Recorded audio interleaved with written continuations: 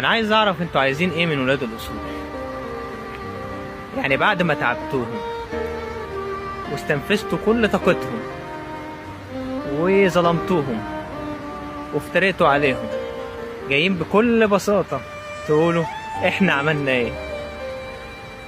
مش عارفين انتوا عملتوا ايه؟ مش عارفين كمية الخذلان اللي انتوا عملتوها فيهم؟ عايزين ايه بعد كل ده؟ عايزين تعرفوا انتوا عملتوا ايه؟ عملتوا كتير، بس احنا مش هنقول لكم انتوا عملتوا ايه، لان اللي انتوا عملتوه ربنا هيقول لكم انتوا عملتوا ايه الفترة الجاية، هتشوفوها عملي. لان اللي حصل فيهم ده انتوا استنفذتوا كل طاقتهم.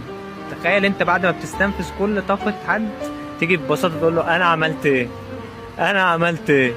يعني كمان يعني سوري، يعني بتقولها بطريقة ان انت مش عارف، يعني بمنتهى البساطة انا عملت ايه.